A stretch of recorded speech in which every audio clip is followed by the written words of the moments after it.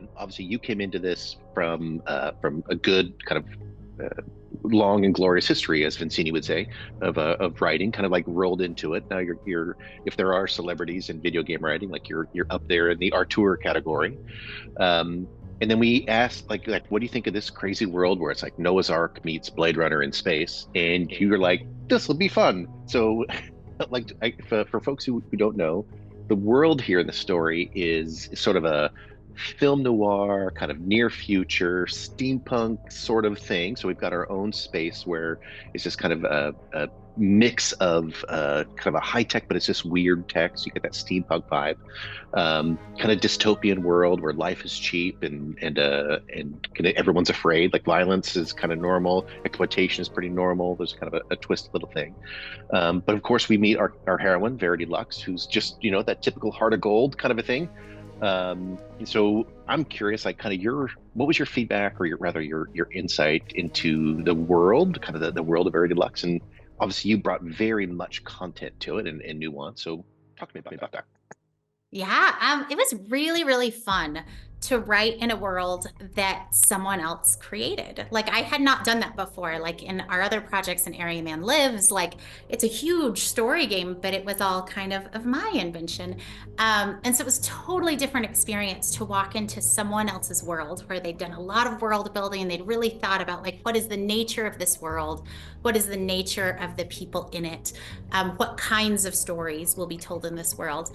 So that was a new experience for me, and actually a really great experience for me because I find that writers tend to either be intense world builders or like they lean in way more on like character and dialogue. So you have like a J.R.R. Tolkien, right, who builds these like massive worlds, and some of his stories are wonderful and some of his stories are like all world building, and it's hard to like quite find where the like, so you can just tell like, oh, he's a world builder, like he makes Yeah. characters and dialogue but only as a byproduct of this amazing world that he doesn't want to go to waste.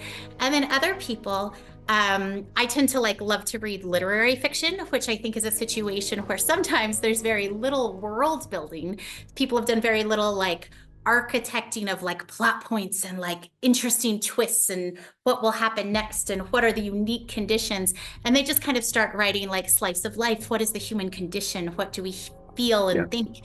And that tends to be a genre I really enjoy in like books, but I'm definitely more of a character and dialogue person. And I think you, Chris, are way more of a world builder. But it was I so think so. fun to step into someone's world that's fully fleshed out. Because for me, fleshing out a world is kind of intimidating. I like to just write and things happen, and then someone will say, why and what and how? And I'm like, oh, I don't know. I'm just writing, and like I'll figure that out later and then tie it together. Totally a different experience to walk into a world where all the why and how is really established. And then it's just really fun to take a world like that and say, okay, so in this world, if someone felt like something someone did was unfair, would the response be different? Oh, it would, because that's more common in this world. In Yeah. this world, if someone is cheating people and taking advantage of them, do we respond because of the nature of the injustice or just because it's an interesting person doing it, right? And so it took, I think within a really well constructed world, you can take common stories and explore them in a new way. And so that was just really, really fun for me. I think the world, I mean, I wish players knew how deep the world building is. Like, I feel like you could tell 1,000 stories in this world and it would not get old because there's so many interesting things to like touch on and discover and think about that this story didn't even scratch the surface of, which is shocking because this is a lot of hours of content, really. Yeah. And so, yeah.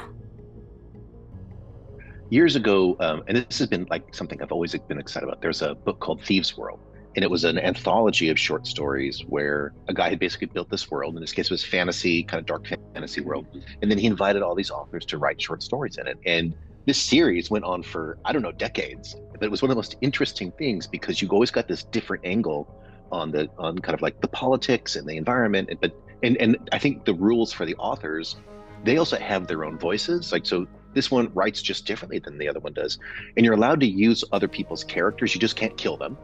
and so they have to deal with there's this back and forth interplay between all the writers. And I gotta say, like, I had so much fun. Samantha Riff, I want to interview here. She was on the big writers list. The interplay between writers I thought was so fun, and like we all kind of brought a different piece to the puzzle. And I agree with you, it was a hoot to do something like this because I'm not really strong on the dialogue. That's not where I like to go. And I do my best, but you were a great coach. You were able to like try this, try that, and I thought that was really helpful for me as a writer.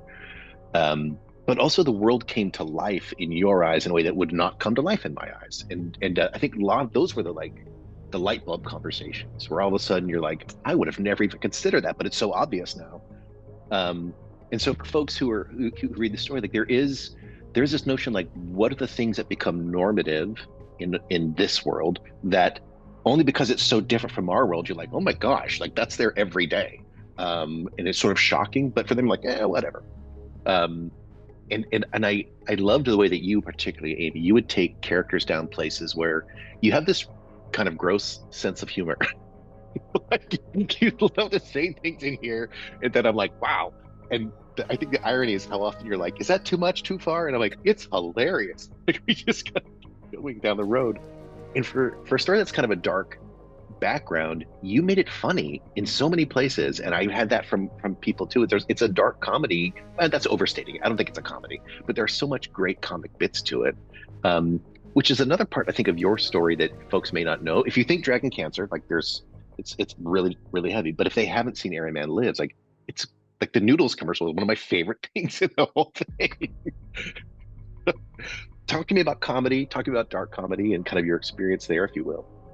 Sure. I mean, I think comedy has always come really naturally to me, and that was an interesting thing as we were making that Dragon Cancer. That was our life.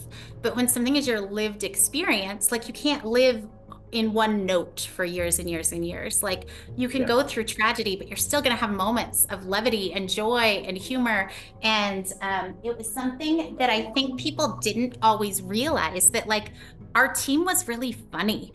And it was always hard for me yeah, that like we were always thought of as kind of like somber and serious and deep and artistic. And we are those things, but we were also like a really funny team. And so getting to work on Airy Man Lives, I always say that game was kind of my personality on a plate. Like it's quirky and very, very weird, but like kind of charming, but in a really unusual and funny way. And so that's kind of just like what naturally comes out if I'm not trying to do something else. And so I think, that story kind of takes that to extremes. And that was just a really fun experience. We got to take it to the Cannes Film Festival and to the Venice Film Festival. This story, I think, is a fascinating mix of both, where the tone of the story is naturally darker and a little more sinister and mysterious. But because I'm the one writing it, like there's just going to be some like really kind of twisted, weird bits of humor that yeah. emerge out of it. And so I think, I don't know, those are usually my favorite to read and enjoy, something where the whole time you're like watching it or reading it, you're like, I'm not sure what this is. Is it it's not a comedy. Is it like a drama? Maybe. Like where you're like there's just it feels like life Yeah. because it's all mixed together. And I would say, like, as this segment we're talking about world building, that section, like you added a bit of humor to, I think, what we're going to see probably in all the stories, just because it sets a tone that is like, what do people come to expect from this world? And that includes some sass. It includes, some irreverence. It gets this backdrop of like a pretty rowdy thing. So like very like that was just the unexpected serendipity, I think, of working with you in this world. So I can't wait to see. And like you said, I think there's 1,000 stories we can tell. Lord willing, we will.